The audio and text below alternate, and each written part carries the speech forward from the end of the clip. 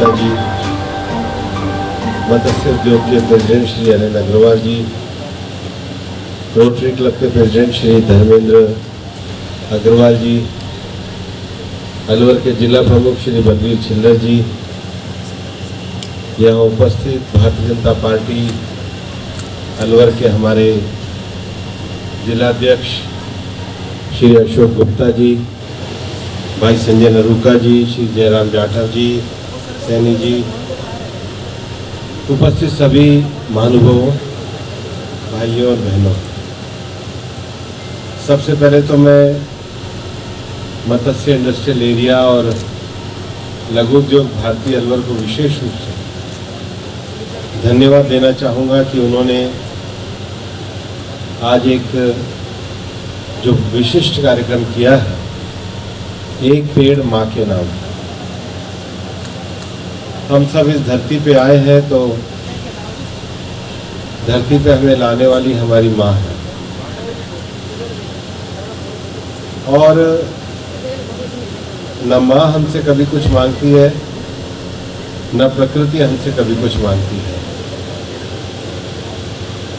हवा, पानी, फल, पौधे, भोजन, मेडिसिन, एनर्जी, ये सब हम प्रकृति से ही प्राप्त करते हैं।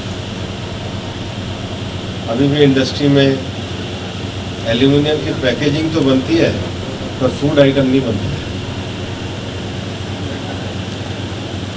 फूड आइटम केवल प्रकृति से आता है, हम बना नहीं सकते, हम उसकी पैकेजिंग कर सकते हैं। और इसलिए प्रकृति जो हमको देती है वो शुद्ध देती है, हम जो उसे रिटर्न में प्रोसेसिंग करके गिफ्ट करते हैं वो गार्बेज करते हैं। इसलिए प्रकृति के दिए हुए सुंदर उपहार को हम कैसे लौटा सकते हैं। अभी भी उमस बहुत ज़्यादा है, अच्छा है, जितनी उमस होगी बारिश उतनी अच्छी होगी, लेकिन अगर 15 दिन पहले देखिए तो हम लोग 45 डिग्री 50 डिग्री के टेम्परेचर में, मैं समझ सकता हूँ ये स्थिति रेगिस्तान में हो तो विषय अलग है, लेकिन अब सामान्य शहरों को हीट वेव के स्ट्रोक्स आने लगे। इसका एक बहुत बड़ा कारण है कि हम लोगों ने कंक्रीट के जंगल तो बना दिए, एसी लगा दिए, लेकिन उसको जो नेचर के साथ उसका जो तादात्म्य होना था वो हमसे चूक हो रही है। और एक बात और ध्यान रखना कि धरती पे अगर कभी भी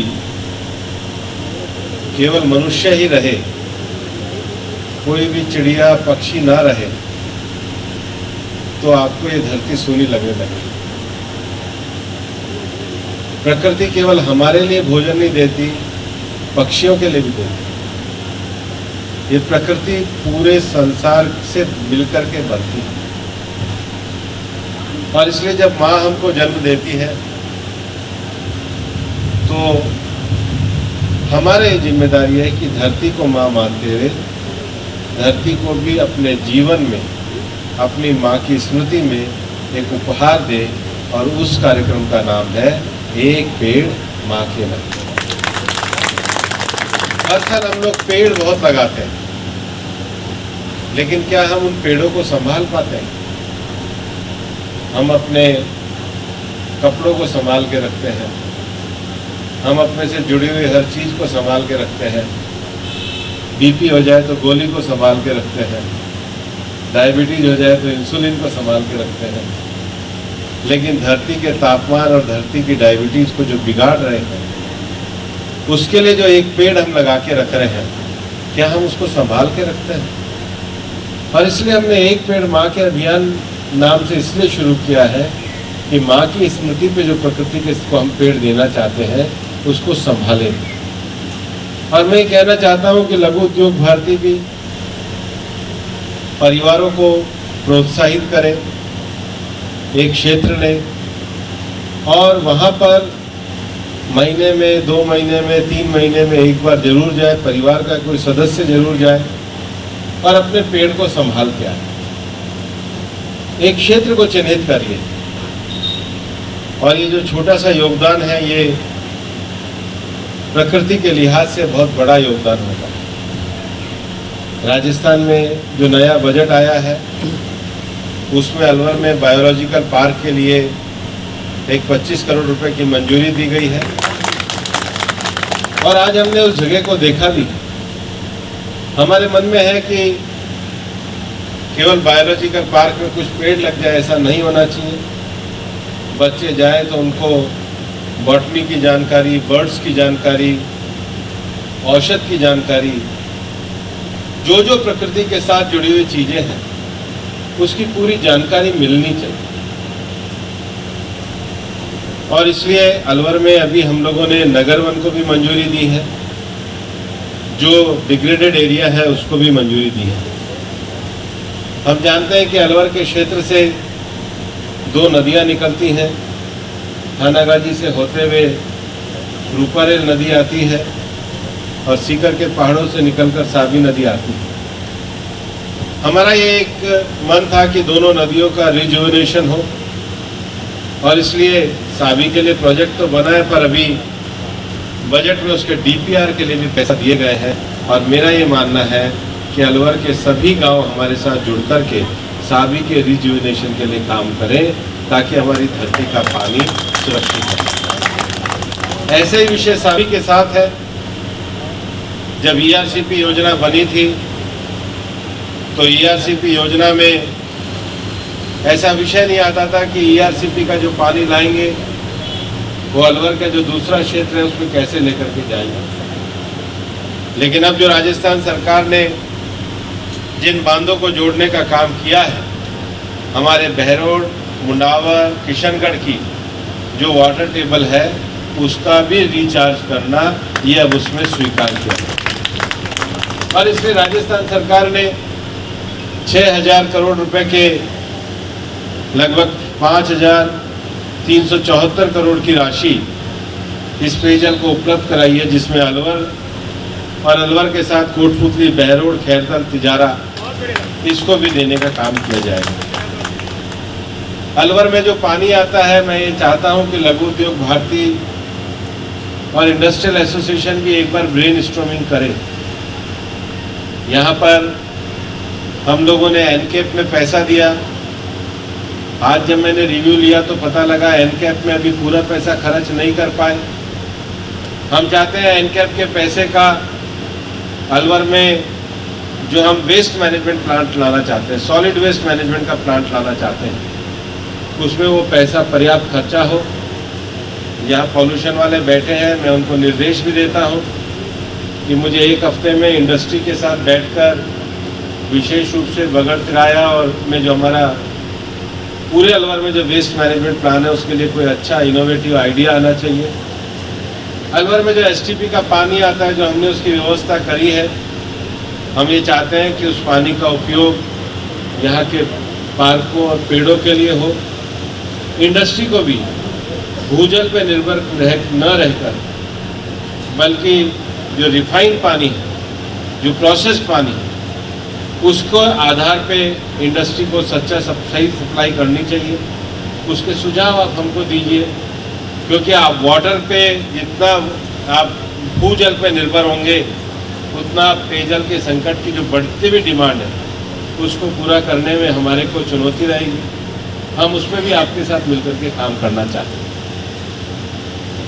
हम ये जानते हैं कि जयसमंद बांध से जो पानी आता है वो धरती पे रह जाता था, इसलिए एक नटनी का वियर से जयसमंद बांध तक एक नहर को बनाने का जो विषय था, इस बजट में शहर के पानी के लिए उसके लिए भी 40 करोड़ रुपए स्वीकृत किए गए। पानी के एक नए रिसोर्स की दृष्टि से शहर में सिलीसेड में ट्यूबवेल और पाइपलाइन से पानी लाने के लिए 24 करोड़ रुपया और स्वीकृत किया गया है। मेरे को कई जगह शहरों से समस्या भी आती है और इसलिए हर विधानसभा में 20 नए हैंडपंप और 10 ट्यूबवेल के लिए भी सरकार के द्वारा स्वीकृति प्रदान की गई है और अलवर को भी उसका फायदा निश्चित रूप से।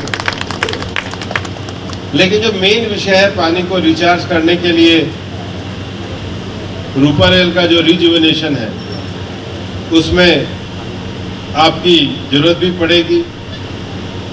अलवर के बाखेड़ा और बहरोड के खापरिया एनीकेट की मरम्मत करके वाटर लॉगिंग को ठीक किया जाएगा। इसके अलावा भी अभी एनीकेट के लिए हम और 3-4 क्षेत्रों को चिन्हित कर रहे हैं और हमारे अलवर के पास जो भूरा सिद्ध का जो क्षेत्र है वहाँ सुबह ही हमने इंस्पेक्शन करके 24 हेक्टेयर ज़मीन का एक टुकड़ा और 22 हेक्टेयर ज़मीन का एक टुकड़ा, क्योंकि जो बबूल आ गया है उससे पक्षियों को तो कोई दाना नहीं मिलता और कोई ईंधन नहीं मिलता, तो जो बड़े पेड़ हो गए हैं उसके अलावा जो उनके फॉरेस्ट मैनेजमेंट प्लान में जो नए पेड़ लगाने हैं तो ढाक के, बेर के, पीपल के, बड़ के, नीम के पेड़ लगे हैं।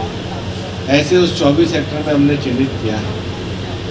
आने वाली 7 अगस्त को हम एक बड़ा वृक्षारोपण भी करेंगे और 14 सितंबर तक आते आते इस पूरे 46 सेक्टर को हम एक एक एसोसिएशन, एक एक समाज को देना चाहते हैं ताकि हर समाज का अलवर को ग्रीन करने में, ऑक्सीजन देने में योगदान हो और ये जन भागीदारी का बड़ा कार्यक्रम हम करना चाहते हैं।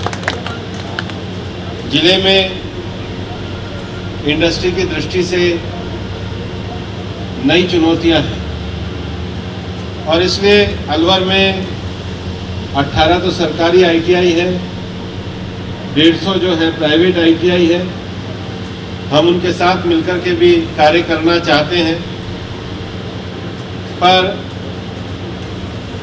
जो ITI में जो नए कोर्स होने चाहिए, 3D printing, animation trade, multimedia, ये जो नए कोर्सेज हैं वो हमारे ITI में हो ताकि नए उद्योगों को हम अलवर की दृष्टि से विकसित करने का काम कर सकें।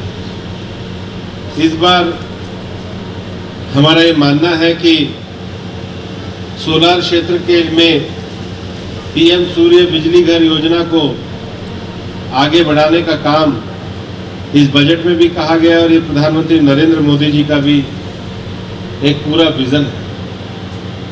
आज ही हमने हमारे DFO और बाकी की मीटिंग लेकर के कहा है कि सरिस्का के क्षेत्र में जो गांव हमारे आते हैं उनके सेल्फ हेल्प ग्रुप के स्वरोजगार के लिए काम शुरू करें,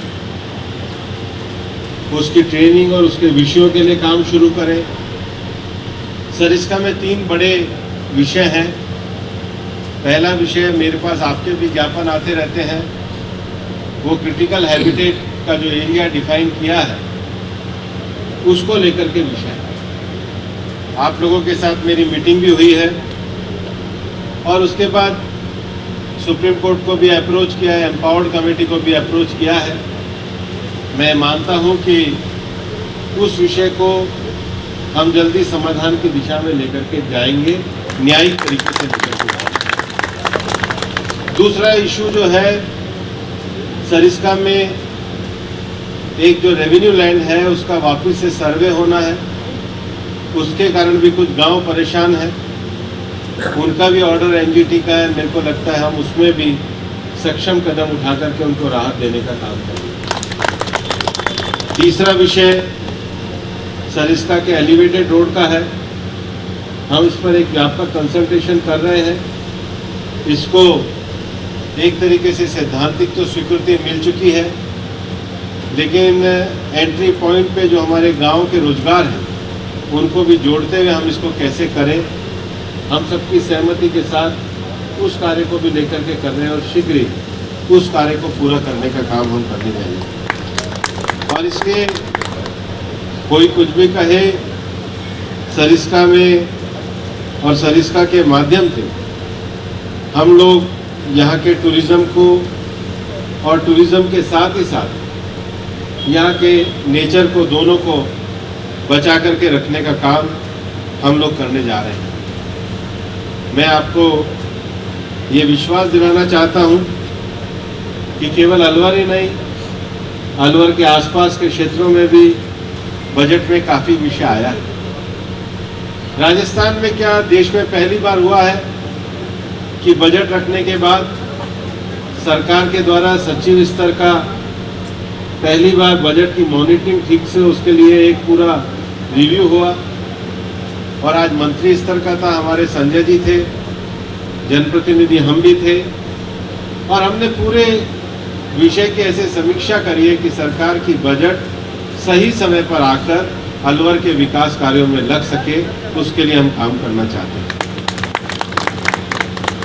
कोई भी चीज और कोई भी शहर जब तक आगे नहीं बढ़ सकता, जब तक हम दुनिया के सक्सेसफुल विषयों का अध्ययन ना करें। पिछले दिनों मैं इंदौर गया था और इंदौर में एक पेड़ माँ के नाम अभियान शुरू हुआ था, जिसमें 51 लाख पेड़ को लगाने की बात हुई थी। मैं जब अलवर में सीवरेज का और बाकी विषयों का रिव्यू कर रहा था तो मैंने म्यूनिसिपल कमिश्नर को और मेयर को कहा था कि आपको भी चलना चाहिए ताकि आपको ये देखना पड़े कि बेस्ट प्रैक्टिसेस क्या होती है। और मेरा ये मानना है कि अलवर को क्लीन और ग्रीन बनाने के लिए प्रशासन के साथ साथ लघु उद्योग भारती, इंडस्ट्रियल एसोसिएशन, व्यापार मंडल, विभिन्न सामाजिक संगठनों को साथ मिलकर के आगे आना होगा। और इस मूवमेंट को खड़ा करने में आप लोग आगे बढ़िए, आगे बढ़ के कदम उठाइए। पार्षद तो हमारे नगर पार्षद तो 65 होंगे, लेकिन हम सब लोग हो जाएंगे तो उन 65 लोगों की ताकत पूरे अलवर के सारे लोगों की, लाखों लोगों की ताकत बन जाएगी। अलवर को क्लीन बनाना ही हम सबकी जिम्मेदारी है। और इसलिए एक पेड़ माँ के नाम जो लगाया है, ये रस्म अदायगी ना हो, पेड़ लगाने के साथ ग्रीन और क्लीन अलवर के लिए हम लोग मिलकर के काम करें। ऐसी मैं आपको शुभकामनाएं देता हूँ। बहुत बहुत धन्यवाद। जय हिंद, जय हिंद।